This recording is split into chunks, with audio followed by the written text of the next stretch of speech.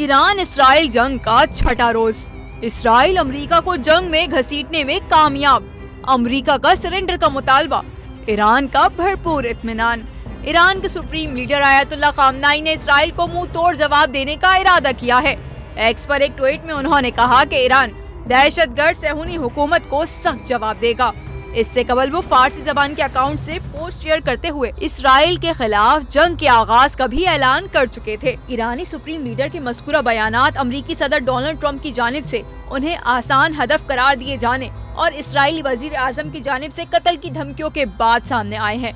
अमरीकी सदर ट्रंप ने 2 रोज कबल कहा था कि उन्हें मालूम है कि ईरान के सुप्रीम लीडर कहां छुपे हुए हैं, लेकिन वो फिलहाल उनको नहीं मारना चाहते। दूसरी जानिब जियो टीवी के 2 मारूफ प्रोग्रामों कैपिटल टॉक और आज शाहजेब खानजादा के साथ में बिलतरतीब ईरानी सफीर और सहाफी ने अपने ख्यालात का इजहार किया।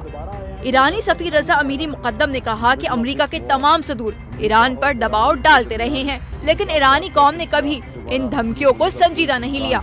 ट्रंप को जो है वो तारीख पढ़ने की ज़रूरत है। हमने सद्दाम के साथ जो हमारी 8 साल जंग थी, ना हमने जुल्म को कबूल किया है, और जब हम पे जो है वो बमबारी कर रहे हैं, बमबारी के नीचे हम मुज़ाकरात नहीं कर सकते। सबसे पहले उनको जंग ख़त्म करनी होगी। हमने मुज़ाकरात की मेज़ को ना पहले तरक किया है ना अब किया हुआ है। दूसरी जानिब ईरानी सहाफ़ी जॉन हुसैन ने शाहजेब खानजादा से गुफ्तगू में कहा कि ईरान के लोग जानते हैं कि इसराइल जंग में अमेरिका को बराह रास्त शामिल करना चाह रहा है।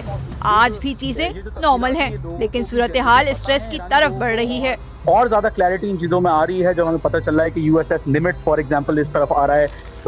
प्रेसिडेंट ट्रंप ने ट्वीट किया फॉर एग्जांपल, या F-35 जो है वो रवाना हो चुके हैं, और F-22 जो स्टेल्थ फाइटर जेट्स है वो भी रवाना हो चुके हैं। तो ये सारी खबरें लोगों को मौसूल हो रही हैं। हाउएवर लोग ये चीज़ अंडरस्टैंड कर रहे हैं कि ये साइकोलॉजिकल तरीका है या निगोशिएटिंग टेबल पे ईरान को लाने का एक तरीका है फॉर एग्जांपल। बहरहाल अभी तक इस चीज़ का नहीं पता कि आगे पीस की तरफ जाएंगी चीज़ें या आगे एस्केलेट होंगी, लाइक आई सेड अर्लियर।